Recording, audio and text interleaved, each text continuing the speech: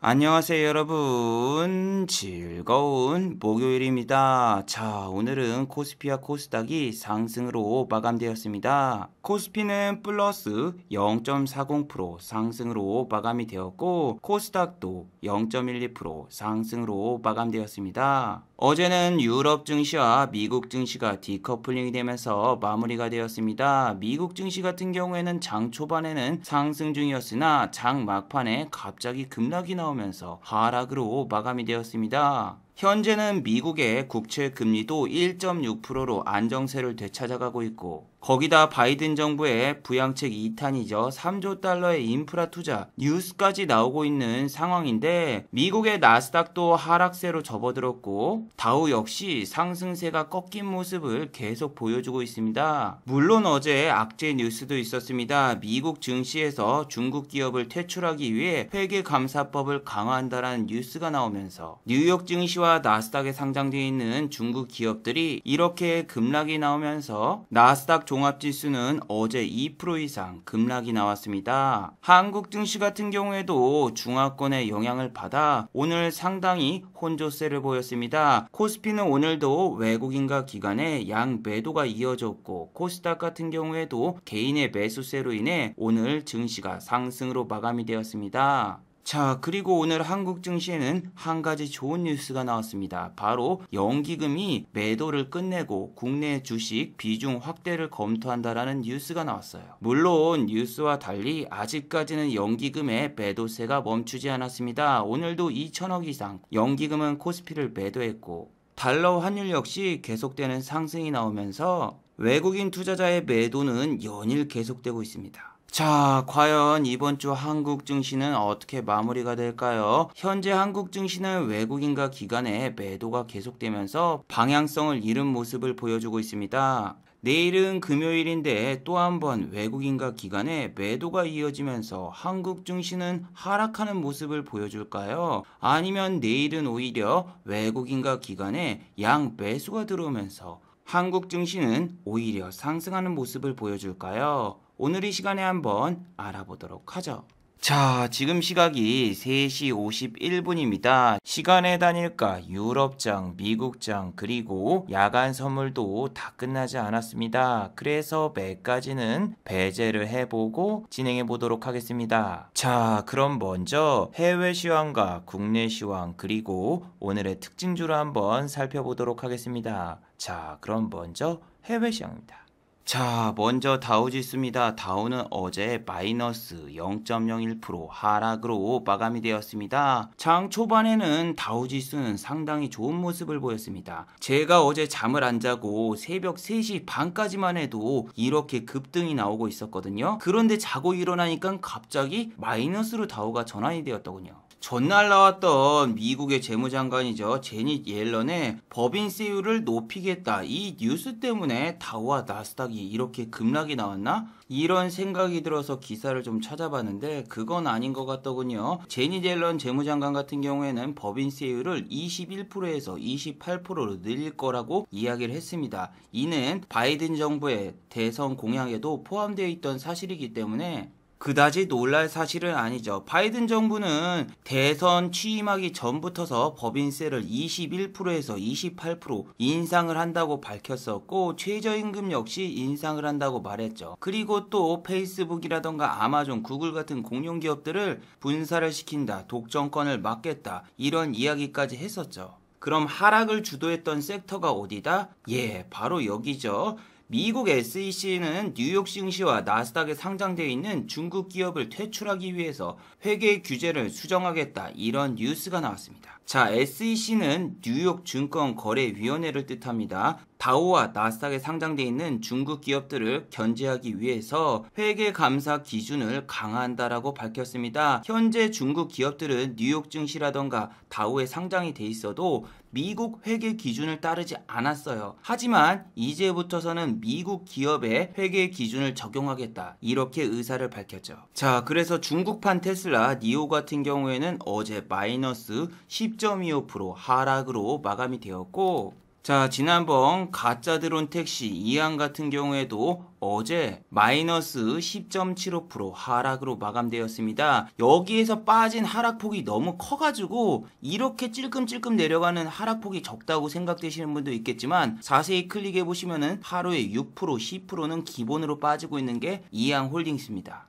그리고 알리바바와 40인의 도적들 알리바바 역시 어제 마이너스 4%대 하락이 나왔고 텐센트 같은 경우에도 보시면은 어제 마이너스 27.08% 하락이 나왔습니다. 그래서 어제 미국 증시와 유럽 증시 같은 경우에는 디커플링 현상이 발생되었죠. 장 초반에는 다우와 나스닥이 빨갛게 물들며 상승 중이었기 때문에 유럽 증시도 하락 중이었다가 상승이 나왔고 유럽 증시는 보시면은 새벽 1시 30분에 모든 장이 마감이 되기 때문에 다우지수가 하락하기 전에 마감이 되었기 때문에 유럽 증시는 상승으로 마감이 되었습니다. 자, 그리고 중국판 테슬라가 급락이 나왔는데 오리지널인 테슬라 역시 마이너스 4.82% 급락이 나왔습니다. 어제는 도대체 무슨 일이 있었길래 테슬라는 이렇게 급락이 나왔을까요? 자, 어제까지만 해도 일론 머스크는 비트코인으로 테슬라를 구매할 수 있다 이런 트위터를 남겼죠. 그런데 이게 오히려 독약이 되었습니다. 비트코인으로 테슬라를 살 경우에는 세금 폭탄을 각오해야 된다 이런 기사가 나왔죠. 기사 내용은 이렇습니다. 미국 같은 경우에는 양도소득세를 내야 됩니다. 비트코인도 역시 마찬가지고 만약에 비트코인을 보유 기간에 따라 다르겠지만 비트코인을 1년 이상 보유한 다음에 본인의 연간 소득과 합산해서 최대 20% 이상 세금을 낼 수 있기 때문에 비트코인으로 결제하는 게 오히려 독약이 된다 이러한 뉴스가 나왔죠. 그러면서 비트코인의 가격은 떡락이 나왔습니다. 어제까지만 해도 비트코인의 가격은 6,700만 원이었는데 단 하루 만에 300만 원대 급락이 나오면서 현재 비트코인은 6,300만 원대입니다. 자, 그렇다면 어제 이 영상에서 소개시켜드린 주식이 있죠. 바로 위지트와 우리기술투자 이렇게 비트코인 관련주인데 여기 화면을 보시면은 시간의 단일가에서 상한가를 찍었었습니다. 하지만 이때까지만 해도 비트코인이 급등을 하고 있었고 우리 증시가 열렸을 때는 비트코인이 떡락을 하고 있었죠. 그래서 위지트 같은 경우에는 오늘 종가가 플러스 5.38%, 장 초반에는 시가가 플러스 11.05%까지 올랐고 시작한 지 5분 만에 내렸습니다. 5분 동안 올려놓고 바로 쭉 빠지면서 반등이 한 번도 안 나왔어요. 그래서 오늘 아침에 샀으면 당연히 오늘 물리신 분들밖에 없죠. 1등주는 상승했지만 비덴트 같은 경우에도 플러스 3.46%까지 상승을 했으나 종가는 플러스 0.38%. 우리기술투자 역시 장 초반에는 4.91%까지 상승했으나 종가는 플러스 1.01%. SBI 인베스트먼트 같은 경우에는 마이너스 1.46%. 자, 그리고 최근에 폭스바겐 이슈로 전기차 배터리 관련주가 연일 내리고 있는데 테슬라의 주가가 4%가 내렸다면 한국의 K배터리 관련주는 어떤 모습을 보였을까요? 삼성 SDI 같은 경우에는 오늘 전혀 상승하지 못했고 LG화학 같은 경우에는 0.51% 상승을 했으나 음봉으로 마감이 되었고 개인만 매수했어요. SK이노베이션 같은 경우에는 배터리 이슈가 아니라 오늘 국제 유가가 갑자기 급등이 나왔습니다. 어제까지만 해도 유럽에 3차 봉쇄가 이뤄진다고 해서 국제 유가가 급락이 나왔는데 국제 유가가 참 웃긴 사건으로 인해서 급등이 나왔어요. 자, 어제 영상 마지막에 이 사진을 보여드렸죠. 이게 뭐냐면은 수에즈 운하가 이렇게 개방이 되어 있는데 이 배가 직선으로 가야 되는데 갑자기 여기서 연료 탱크에 고장이 나서 배가 멈췄어요. 근데 배가 멈추면서 만유 인력의 법칙으로 인해서 배가 옆으로 뒤집어지게 된 거죠. 근데 여기서 껴버렸어요. 여기서 지금 꼈는데 그냥 낀 게 아니라 땅에 껴버렸습니다. 이 배 밑부분이 지금 현재 땅에 박혀서 이렇게 포크레인으로 공사를 하고 있죠. 자, 배의 밑부분은 이렇게 생겼습니다. 이게 밑으로 들어간 게 아니라 이렇게 쏙 들어가가지고 저쪽에다 엑스칼리버처럼 팍 박혀서 이게 지금 쉽게 끝나지 않을 거라는 뉴스가 나왔습니다. 그러면서 오늘 S오일 같은 경우에도 0.64% 상승이 나왔지만 보시면은 음봉입니다. 국제유가가 아무리 올라도 현재 S오일 같은 경우에는 신고가를 찍고 계속 내려오고 있는 상황이죠. 이런 주식들이 최근에 너무 많아요. 신고가 찍자마자 바로 내려오기. 대표적인 주식은 하이닉스가 있죠. 3월 초반에는 이렇게 신고가를 찍고 그 뒤로 한 번도 오르지 않고 이렇게 계속되는 하락이 나온 종목이 많은데 보통 위에서 아래까지 하락폭이 20% 정도 나와서 상당히 고생하시는 분들이 많아요.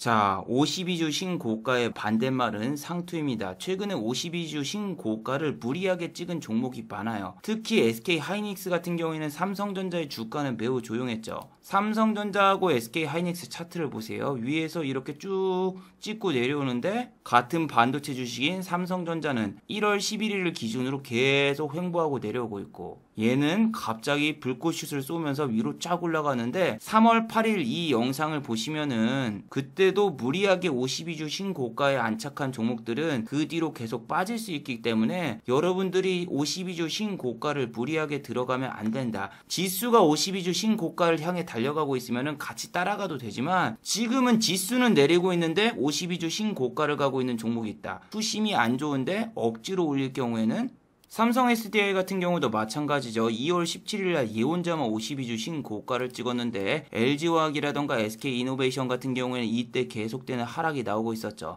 물론 배터리 법정 분쟁으로 인해서 약간 투심이 안 좋은 것도 있었지만 기존에는 세 종목 다 고루고루 같이 상승을 했었는데 이때부터서는 1등주만 가고 2등, 3등주는 뒤처지기 시작했죠. 1등주였던 삼성 SDI는 무리하게 52주 신고가를 달성했지만 거기가 끝이었습니다. 여기서 한 번도 반등이 안 나오고 쫙 빠지는데 너무 무섭죠. 81만 8천 원이었던 주식이 반등도 없이 64만 5천 원까지 내려왔고 이제는 60만 원을 깨려고 하고 있어요. 그리고 새벽에 저는 잠을 잘 안 자거든요. 근데 다우하고 나스닥을 제가 보고 있잖아요. 항상 상승 중이야. 근데 자고 일어나면 내려. 그리고 여러분 지금은 서머타임이 끝났기 때문에 11시 반에 장이 열리지 않습니다. 예전 같은 경우엔 다우와 나스닥을 제대로 보려면 3시 30분에 봐라. 이렇게 말씀을 드렸는데 1시간 빠른 뉴스, SBS 뉴스처럼 1시간이 앞당겨졌기 때문에 지금은 2시 반 정도에 보시는 게 좋아요. 그리고 지금 S&P 500과 나스닥 야간 선물은 상승 중인데 유럽 증시는 현재 하락 중이죠. 유럽 증시는 어제 상승으로 마감이 되었기 때문에 하락분을 어느 정도 반영을 받아야 되기 때문에 현재는 하락 중이죠. 물론 하락폭은 그렇게 크지 않습니다. 하지만 지금 시각은 5시 25분밖에 안 됐기 때문에 좀 더 지켜봐야 되겠죠. 자, 그리고 최근에 국민연금이 연일 코스피를 매도하고 있는데 국민연금이 국내 비중 확대를 검토한다라는 이런 뉴스가 나왔습니다. 뉴스를 자세히 살펴보시면은 현재 국민연금 같은 경우에는 국내 주식 비중이 21.2%입니다. 하지만 원래 국민연금이 국내 주식의 비중은 14.8%까지 낮춰야 되는데 지난번에 한국 증시가 급락이 나오면서 증시를 받쳐주다가 무리하게 매수를 해버렸죠. 그래서 앞으로도 국민연금은 계속되는 매도를 할 수밖에 없는데 이제 4월 7일 보궐선거가 얼마 남지 않았습니다. 선거로 인해서 정치적인 압력이 들어오고 국민연금은 어쩔 수 없이 이번 26일 날 개최되는 국민연금 회의에서 한국의 코스피 비중 확대안을 검토해보겠다라는 뉴스가 나왔어요. 근데 개인적인 생각인데 저는 국민연금이 그냥 검토만 해보고 실질적으로는 아마 조치를 안 하지 않을까 이 생각을 합니다. 첫 번째로는 주식을 안 하는 사람들이 주식하는 사람보다 더 많기 때문에 연금을 마음대로 조정할 경우에는 후폭풍이 더 클 수도 있고 중요한 거는 5월 중에 자산 배분을 다시 하는데 5월 달까지 시간만 끌면 됩니다. 4월 7일 선거만 넘기면은 국회에서도 이제는 개인 투자자의 말을 잘 안 들어줄 가능성이 높거든요. 공매도 금지도 딱 5월 달까지만 연장을 하고 저는 주식시장에 오래 있으면서 연기금이 10조 원을 매수할 것이다. 8조 원을 매수할 것이다. 이렇게 이야기가 나왔지만 단 한 번도 매수한 걸 본 적이 없어요. 매번 이렇게 개인 투자자들에게 연내에 10조 원 이상 매수를 할 거기 때문에 배당주를 주목해야 된다. 은행주를 사야 된다. 이렇게 찌라시를 뿌렸지만 은행주가 가장 크게 하락이 나왔고 연기금은 매도했어요. 그래서 여러분들이 지금 또 연기금이 들어올 거니까 미리 저점에서 매수하자 하면서 이런 데서 매수하기보다는 지금은 3천선이 붕괴되면은 쭉 빠질 수도 있다라고 생각을 해두시고 여기서 여러분 너무 현금을 태우지 마세요. 왜냐면은 미국 증시가 지금 연일 하락세 내지 횡보를 하고 있는데 한국 증시는 더 못 간단 말이에요. 물론 코스닥 같은 경우에는 이렇게 상승하고 있지만 개인의 매수세로 이렇게 올라오고 있고 윤석열 씨 테마주라던가 이재명 씨 테마주 혹은 오세훈 테마주, 정치 테마주가 판치면서 코스닥 쪽으로 몰려가지고 이렇게 올라오고 있는 거지. 일반적인 주식들 같은 경우에는 횡보를 반복하고 있거든요. 이렇게 JYP라던가 이런 엔터주 같은 경우에도 보시면은 계속 급등락을 반복하죠. 여기서 올라갔다가 다시 뺐다가 올라간 척했다가 다시 밑에 뺐다가 다시 올라간 척하고 이런 게 반복되면서 밑으로 내려갈 경우에는 타격이 너무 커지고 또 이런 데 물려 있거나 내가 이런 데 물려 있어. 그러면은 여기서 내가 물을 탔으면은 여기서 빠져나올 수 있었을 텐데 아깝다 이렇게 생각을 하게 되고 개인 투자자분들은 요렇게 올라가다가 밑으로 내려왔을 때 이런 지점에서 다시 물을 타요. 그리고 이번엔 여기까지만 오면은 내가 탈출해야지 이렇게 생각하지만 여기에 와도 탈출을 안 하시는 분들도 있고 탈출을 할 수 있는 기회가 나와도 안 나온 다음에 급락이 나온다.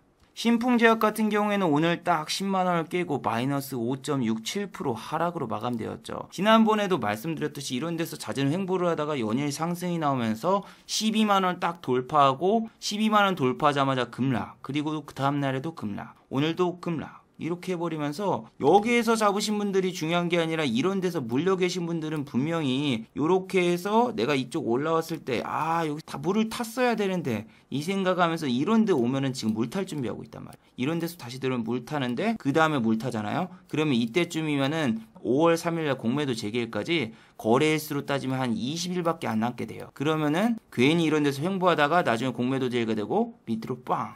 이걸 제가 그냥 소설 쓰는 게 아니라 제가 요즘 배드민턴이라던가 여러 가지 운동을 하러 가거든요. 거기 가면은 아줌마 아저씨들이 조용히 불러가지고 여러 가지 주식을 물어봐요. 진짜 이게 시젠과 LG화학 주주총회 모임 나온 것 같아요. 시젠 같은 경우에는 아주머니들이 여기서 잡아서 저 같은 경우에는 이런데 올라왔을 경우에는 익절을 하는 게 좋다. 이거 뭐 가봤자 얼마나 더 가겠냐 이러면서 저 같은 경우에는 아줌마들이 너무 집착하면서 물어봐가지고 뭐 여기 뭐 30만원 넘어간다고 해도 먹어봤자 얼마나 먹는 게 좋냐. 그냥 익절하는 게 좋다. 이렇게 말을 했는데 아줌마들은 30만원이 넘을 거라고 이야기를 했어요. 그리고 진짜로 30만원이 넘으니까 그러니까 아줌마들이 거 봐라 30만원 내가 넘지 않느냐 이거 바이러스 끝날 때까지 1, 2년 더 남았으니까 30만원이 아니라 40만원도 갈 거다 나는 홀딩 이렇게 얘기를 했거든요. 근데 그 홀딩이라고 얘기하자마자 3일 만에 이렇게 하락을 했단 말이에요. 근데 본인이 22만원 근처에서 매수를 했기 때문에 아직까지 수익이야.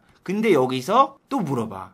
야 이거 다시 30만원 넘을까? 막 물어보는데 저는 저 몰라요 이렇게 얘기를 해도 절대로 포기하지 않죠. 이런 분들 같은 경우에 중요한 게 뭐냐면은 30만원이 넘든 얼마가 넘든 팔질 않습니다. 분할 매도라도 하셔야 되는데 절대로 그렇게 하지 않죠. 개인 투자자분들이 분할 매도를 안 하는 이유는 여러 가지 이유가 있는데 첫 번째는 여러 가지 포트로 나눠서 비중이 얼마 안 들어간 경우에는 돈이 별로 안 들어갔으니까 많이 올라야지 내가 수익이 커지니까 분할 매도를 잘 안 합니다. 두 번째로는 비중이 너무 커서 1억 원이라던가 2억 원이 들어가면은 단 1%만 올라도 100만 원, 200만 원이 올라가니까 분할 매도를 안 하게 되는 거죠. 그리고 세 번째로는 따로따로 매도하기가 귀찮고 어떻게 하는지 몰라서 안 파시는 분들도 있죠.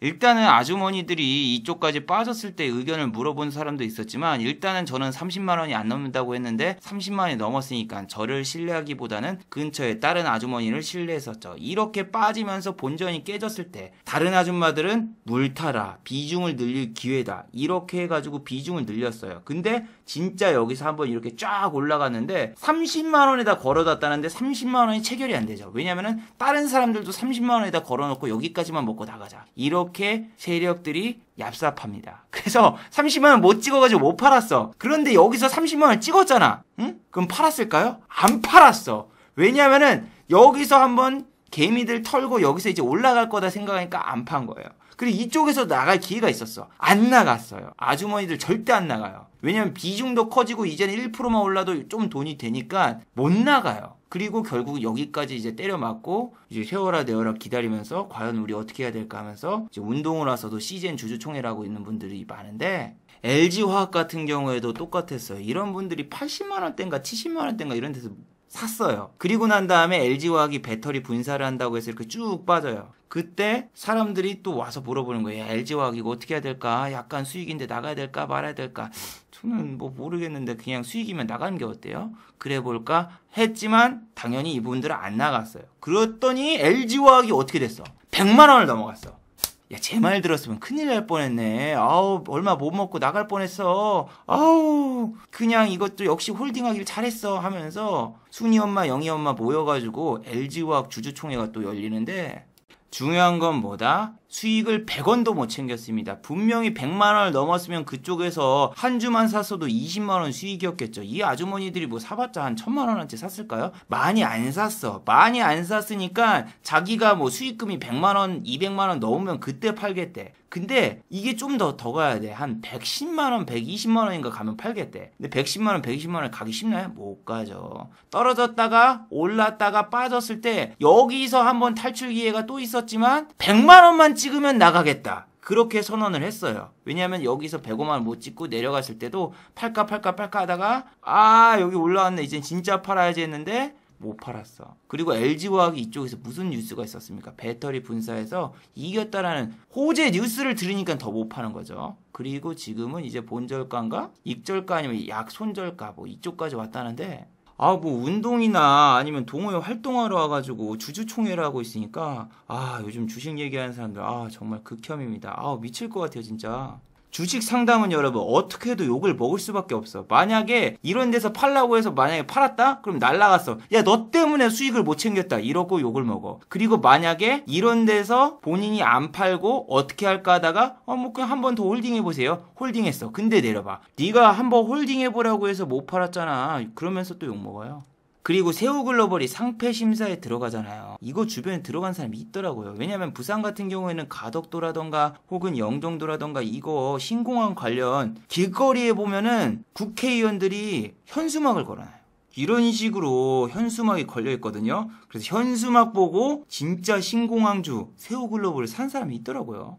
그래서 주변 분들이 지금 고민하는 게 지수가 횡보를 하고 있잖아요. 만약에 밑으로 빠져버리면은 자기가 주식을 다 팔고 나가겠는데 빠지지도 않고 지수는 어느 정도 방향성을 못 참고 왔다 갔다 하니까 주식 비중을 오히려 늘려서 물 타서 빠져나올까 이런 생각을 하신 분들이 있는데 거기서 물 타서 만약에 내리면은 손실이 2배가 된다는 사실 꼭 명심하시고 분할매도 여러분 진짜 생활하셔야 돼요. 그리고 지금 여러분 시간의 단일가에서 상한가를 간 종목들이 KC피드하고 흥국 얘네들이 지금 이렇게 상한가를 갔거든요. 상한가를 간 이유는 다들 아시죠? 마켓컬리 뉴스가 하나 나왔습니다. 마켓컬리 주관사의 골드만, JP모건, 모간스탠리 이런 뉴스가 나왔고 이거 중요한 게 뭐냐면은 유료 페이지에 노출된 게 시간이 지나고 나중에 일반인들에게 보여지는 페이지거든요. 그래서 이 더벨 유료 페이지 가입을 하신 분들은 이미 선침해가 끝났어. 그리고 여러분들은 그걸 보고 이제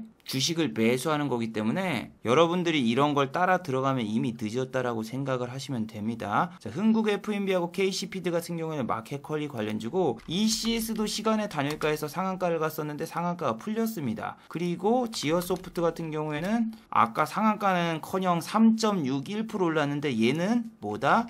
마켓컬리가 아니라 오아시스 관련주입니다. 오아시스라고 해서 마켓컬리의 라이벌 회사가 있죠. 그 회사 때문에 이렇게 오르는 건데 KC피드 같은 경우에는 이번에 올라가면 여기 고점을 뚫고 이렇게 올라가는 게 아니라 고점 근처까지 터치하고 그냥 빼버릴 가능성을 염두하셔야 됩니다. 이런 종목 같은 경우에는 아까 말씀드린 마지막 설거지가 될 수 있고 흥국 FNB 같은 경우에도 내일 여기 5730 근처에서 막 터치하려고 와리가리 치면서 팍 꼬시다가 그 다음에 쫙 뺄 수 있는 그런 가능성도 염두에 두셔야 돼요. 특히 흥국 FNB 같은 경우에는 요게 평소에는 거래량이 별로 없어서 나중에 이 이슈가 끝나면 못 팔아요.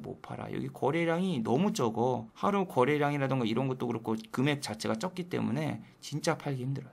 매수 주체가 뭐 기관이라던가 외국인 그런 데가 아니라 동호회 단타에서 선침해 놓은 다음에 이렇게 끌어올리는 거기 때문에 이게 지금 뭐 더 간다고 해도 얼마나 더 갈까 뭐 그런 생각은 별로 안 들고 거기다 여러분 내일은 금요일이기 때문에 상한가를 가도 상한가가 풀릴 수 있는 그런 투심이 안 좋은 날이죠. 그래서 여러분들이 내일 너무 무리하실 필요는 없어요.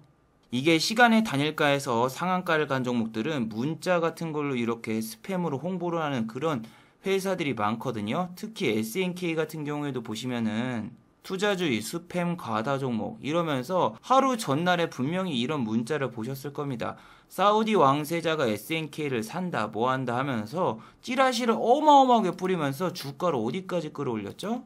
네, 이 밑에서 이 위까지 끌어올렸는데 개인 투자자들만 사고 외국인 기관들은 계속 빠지고 있었고 오늘 같은 경우에는 사우디 왕세자로 최대 주주가 변경이 됐다라고 이야기가 나왔는데도 불구하고 주가가 급락이 나왔다. 거기다가 아침에 플러스 12.16%까지 상승하고 뺀 거라서 위에서 잡았으면은 23% 손실. 이 회사 같은 경우에는 2020년도 6월 2일에 배당을 680억을 준다고 해서 정말 말도 안 되는 회사라고 말이 나왔었죠. 460억 원을 버는데 배당을 680억? 말이 안 된다. 그래서 찌라시로 상한가 보낸 다음에 고점에서 쫙 빼버리면서 여기서 피해 보신 분들이 너무너무나 많았죠. 이렇게 빠진 이유는 SNK의 사기에 가까운 스톡옵션 때문이죠. 임직원들이 1200배의 차익을 챙기고 스톡옵션 매물을 내놓으면서 주가가 급락이 나왔어요. 거기다 신주인 습관 논란도 있었고 아마 오늘 외국인 투자자 매도는 이 론센이라던가 퍼펙트월드라던가 이런 애들이 매도를 했겠죠. 아니 이 뉴스가 너무 많이야. 하루에도 문자가 3번 4번 오는데 문자로 꼬시고 고점에서 이렇게 차익 실현하고 나가고 여러분들이 손실이 크면은 도박수를 두게 되고 본인이 하지 말아야 되는 종목도 따라 들어갈 때가 있는데 자 아까 말씀드린 대로 52주 신고가를 찍고 이렇게 바로 급락이 나온 종목이 또 있죠. 루트로닉 같은 경우에는 일단 실적을 보실까요? 실적 같은 경우는 개판이죠. 이런 회사는 절대 매수하면 안 되지만 이렇게 상한가 근처에 이렇게 올라오거나 차트적으로 보면 볼린저에서 이 검은 선에서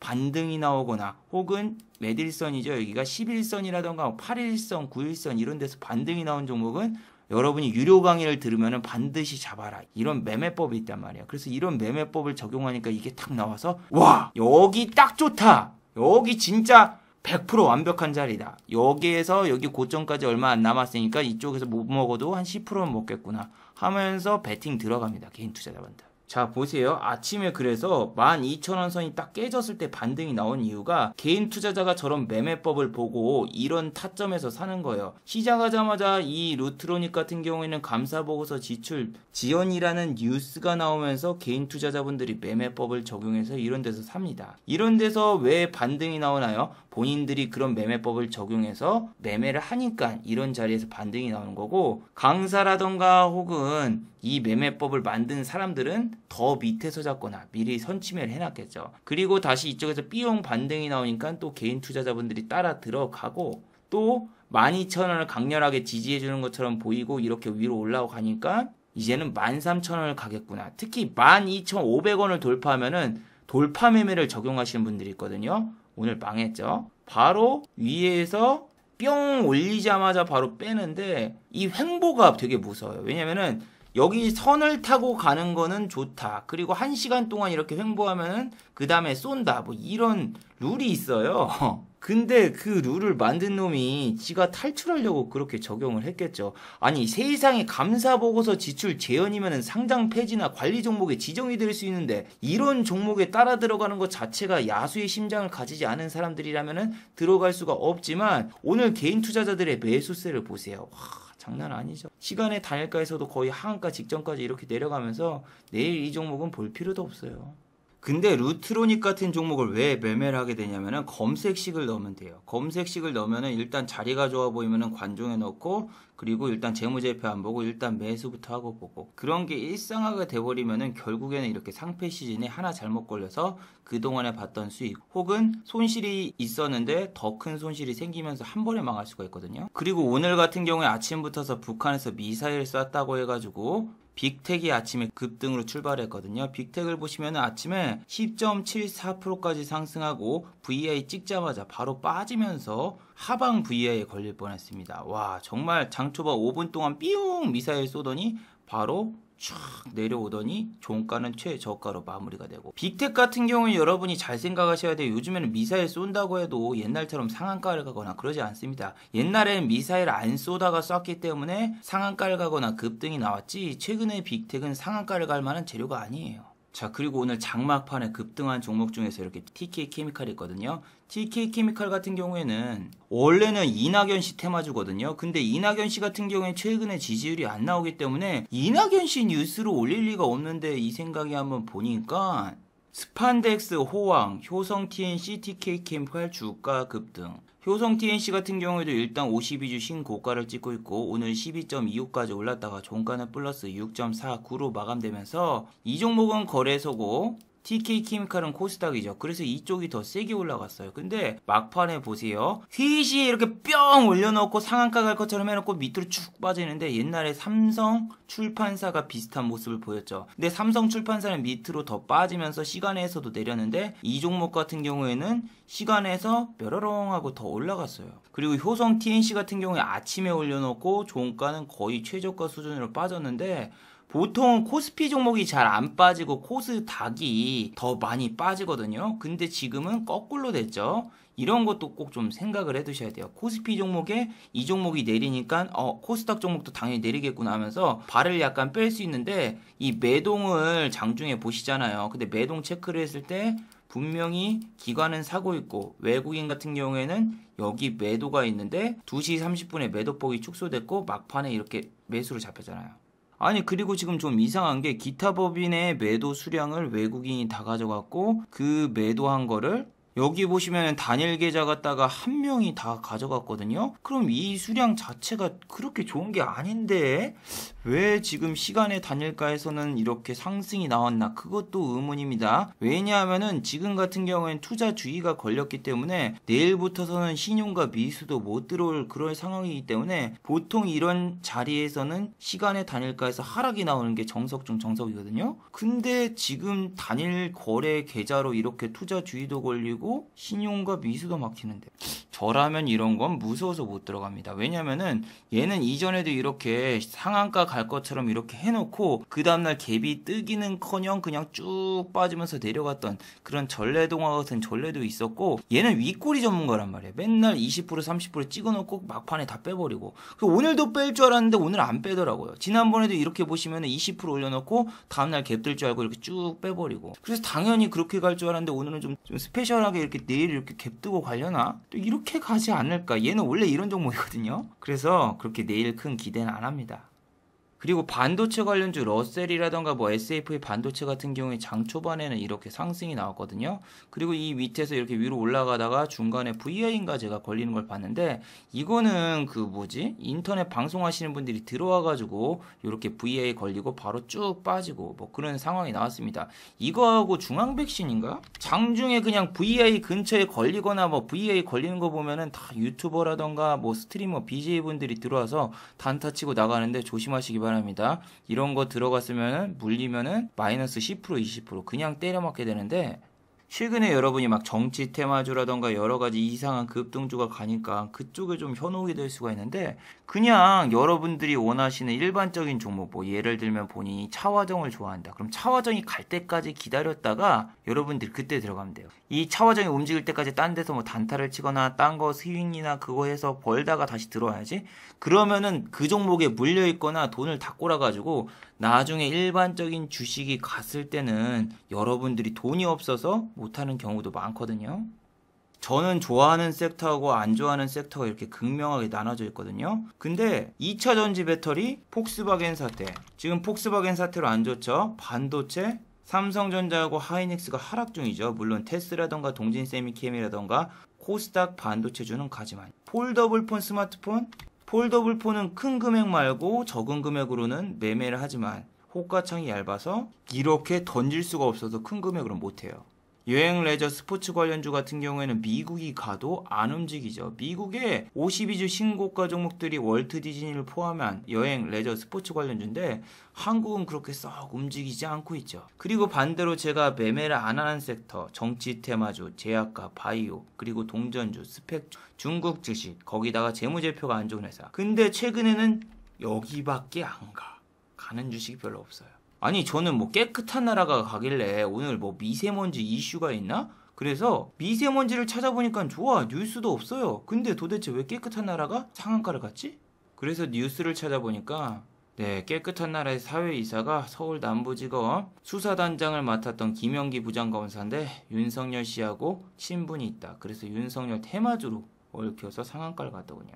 그리고 동전주, 스펙주, 중국 주식, 재무제표가 안 좋은 회사 하는데 와, 실적주들 같은 경우에는 최근에 증시에 실적이 아무리 좋아도 안 가는 종목이 많죠. 키움증권 같은 경우에는 사상 최고의 실적이 나왔다. 레포트 빨에 여기에 52주 신고가를 찍어놓고 그 뒤에 여기서 고점 돌파하는 척하고 쭉 빠지는데 이게 너무 큽니다. 16만 5천 원짜리가 여기까지 빠지는데 와, 30% 이상 빠졌죠. 이거 지금 상한가 가도 여기까지 못 가요. 근데 실적 하나만 바라보고 개인 투자자분들이 들어와서 이런 데 물리는데 오늘 같은 경우에도 보시면 뭐 삼은봉이라던가 뭐 이런 걸로 적용하면은 뭐 올랐다고 할 수 있지만 여기서 오를지 안 오를지도 모르고 거래량이 별로 없습니다. 보면은 3분, 12분, 1분 동안 거래되는 양이 별로 없고 12만 8,500원 금액도 비싸서 많은 주식도 살 수 없는 상황이고 메릴 린치하고 JP모건 단타의 제왕 거기다 USB까지 있어서 딱히 매수를 해야 되겠다 이런 생각도 안 들어요. 근데 실적주들이라던가 이런 주식 같은 경우에 하루의 변동폭도 적고 움직이는 폭도 느려가지고 수익을 내기가 거의 힘들고 윤석열 씨 테마주라던가 저런 애들은 사회이사가 윤석열 씨하고 친분이 있다는데 막 상한가 가고 그러면은 저런 데로 빨려 들어갈 가능성이 높죠. 그러면은 본인이 뭐 이런 잡주를 매매를 잘하면 그쪽에서 하시면 되고 저 같은 경우에는 승률이 잘 나오는 섹터가 여기니까 여기 관련 주식들이 화랑장이 오거나 아니면 좀 좋을 때까지 좀 저는 참는 쪽으로 가보도록 하겠습니다. 지금 억지로 매매하려고 하니까 너무 답답하고 스트레스가 쌓여요. 자, 마지막으로 한번 정리해 보도록 하죠. 1번, 연기금은 코스피의 주식을 확대를 안 할 수 있습니다. 실제로 비중을 조정하는 날은 5월달이고 보궐선거는 4월달입니다. 선거 전에는 코스피 순매수로 확대할 것 같은 액션만 취해놓고 실제로는 5월달에 비중 조정을 실시 안 하겠다. 이렇게 발표할 가능성도 있으니 주의하시기 바랍니다. 2번, 미국의 달러 환율을 주시해 보시기 바랍니다. 달러 환율이 현재 매우 크게 상승 중입니다. 그러면서 외국인의 순매도가 더욱더 거세지고 있고 코스피가 또 한 번 3천선이 붕괴되면서 이번에는 더 크게 밀릴 가능성도 농후합니다. 지금은 주식 비중을 확대하기보다는 어느 정도 현금 확보에도 힘쓰는 게 좋아 보인다고 개인적으로 생각해요. 자, 유튜브 광고도 끝까지 시청해주시면 정말로 고맙겠고 좋아요와 구독하기도 많이 눌러주시면 정말로 고맙겠습니다. 그리고 또 어제 생방송 전에 저를 후원해주신 정말 고마운 분들이 계셨네요. 네, 제 유튜브 영상 밑에 있는 투네이션 후원하기 버튼을 눌러주시면 저를 후원해주실 수 있는데 제가 착각했네요. 안타깝게도 오늘은 후원해주신 분들이 아무도 안 계셨습니다. 자, 다들 수고하셨고 즐거운 평일 되시기 바랍니다. 다들 수고하셨습니다.